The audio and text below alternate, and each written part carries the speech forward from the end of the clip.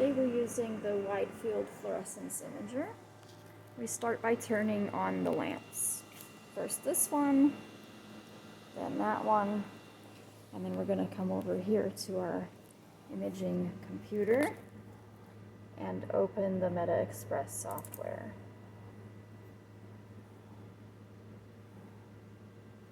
It does take a little while to load, so meanwhile I'll tell you about our sample. Today we have a 96 well plate. It's a black plastic plate and it has a clear bottom for imaging through because it's an inverted microscope. And we take off the lid.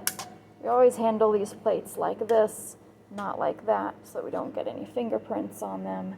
And before loading that to your microscope, you can also take a lens paper and some ethanol and wipe off the bottom. The software requires that you log in. You will get the password when you're trained.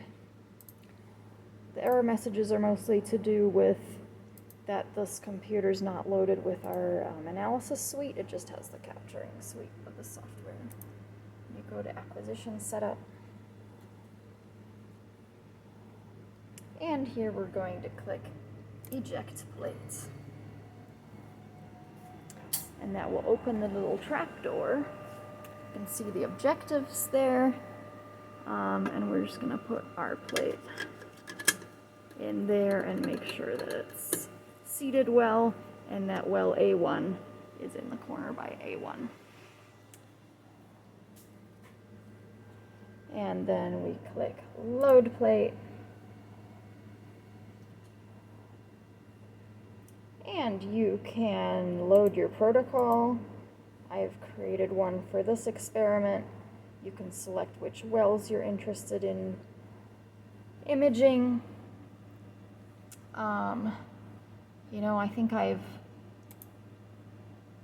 going to do that row. You can select whatever wells you want to use. And here you can select the objective that you want to use. And there's a little drawing here that shows you how your actual well looks in relation to the image that you're capturing in size. If you go from a low power objective to a higher power objective, the actual physical size of the imaged area is smaller. We're just going to do a 10x. I'm going to exclude those edge wells too. Binning has to do with how many detector elements are going to collect information to go to how many pixels on your image. The more you bin, the fewer pixels your image will have, but it will average out some of the thermal noise and other kinds of stochastic noise that your detector elements may experience. So a bin of 2 is usually suggested. You select your plate, there's all kinds of brands in here, or you can enter the individual measurements that your particular plate type has. You can image more than one site per well. For example, you can image multiple sites per well. You can also remove spacing between them so that then you can actually stitch the images together after the capture if you want to create one big image. So in this case, 9 sites with a 10x objective is covering about as much of the well as one site and a 4x objective. Although these images will be of much higher resolution than if we had used the 4x objective. We're just going to do a single site today. Under acquisition, you can enable the laser-based focusing that uses a very long wavelength laser to see where the edge of the plate is, and then we're able to set an offset of our desired focal plane with respect to the edge of the plate. We just use a standard algorithm for that. We're just going to do one wavelength today. It's DAPI. We're imaging a blue fluorescent protein in the DAPI channel. This microscope also has FITSI, TRITSI, and Sci5. And then we're gonna set an exposure time. So if you start with just an example exposure time and click on this little eyeglass icon, it's going to capture an image. And you can see this image is not bright enough. Also, if you want to pick what well you're using as your example well, you can right click on it, and that'll be the well that we're using for the calculation. So if we increase that exposure time and click focus, now we're seeing some cells. And you can see here this little number 16 is indicating that it's got a bit depth of 16. That is actually the optimal bit depth on this camera. The bit depth has to do with how many levels of gray there are in your image. If you have a very dim image, then it will decrease the bit depth in order to get as much out of the image as possible. But if it's a bright enough image, it'll use a 16-bit depth. And then there's an image intensity histogram over here. It's showing that there's a lot of pixels that are black. Obviously, there's a lot of black pixels. And then there's some pixels of all these levels of gray. You can change the display to see, you know, the really dim cells, but it's not actually changing the image data. This is just changing how it's displayed right now. So this actually looks like it might be a little bit overexposed. There's some very bright pixels, even though we're displaying all of the shades of gray.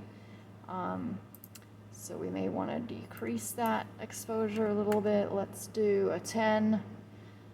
Click the little eyeglasses.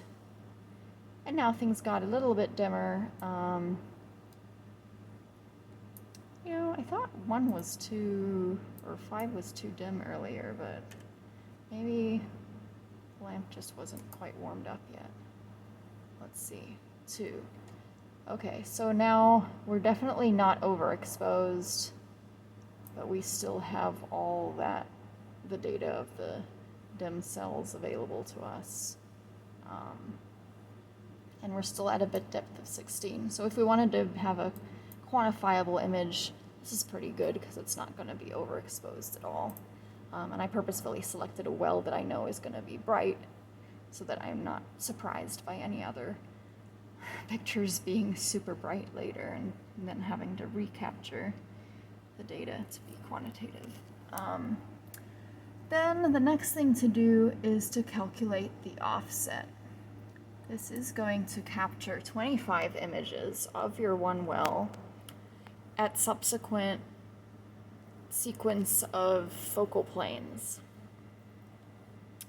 So it's real quick capturing those 25 images.